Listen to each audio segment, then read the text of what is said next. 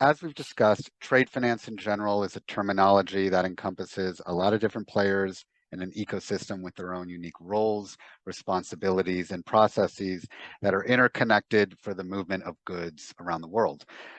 Similar to the way Contour is innovating with letters of credit by using distributed ledgers to create an ecosystem and digitize the letter of credit process end to end, what do you think and where will future tech innovation be in trade finance? And how much will distributed ledgers or blockchain be a part of that future? Again, how much, I think as long as you're moving data cross-border, the data residency requirements are going to get harder and harder.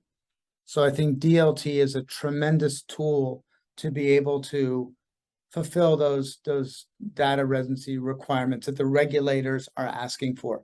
So I think it's not the only, you don't have to use it all the time. Sometimes you don't. Sometimes central database, it's a lot cheaper to manage, a lot easier to upgrade, right, than a distributed ledger system. But sometimes the regulations, you need that.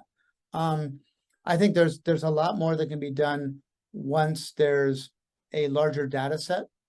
Once you start bringing in milestones of, the steps in a trade transaction, right? When did if a brand wants to buy from a factory in Bangladesh or Vietnam, they send an order there, then they have to buy the raw materials. If you could have the data that those raw materials were actually purchased and they're the ones that Nike required, then what's the risk? The risk has gone down.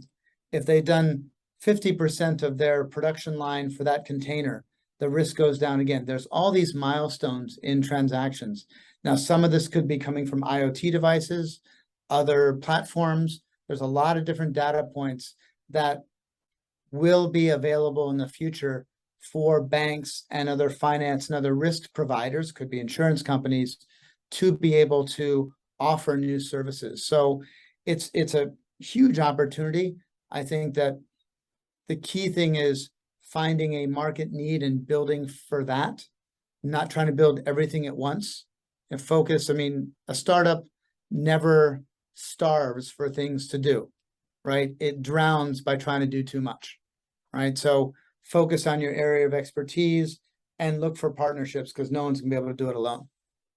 Thanks for tuning in. If you enjoyed the video, hit that like and subscribe button and turn on notifications to stay up to date with us. We also produce a weekly newspaper packed with the latest Web3 news from emerging markets. The link to get access is in the description below. And if you really like the video, share it with your friends and leave a comment. We'd love to hear from you. Thanks for supporting the channel.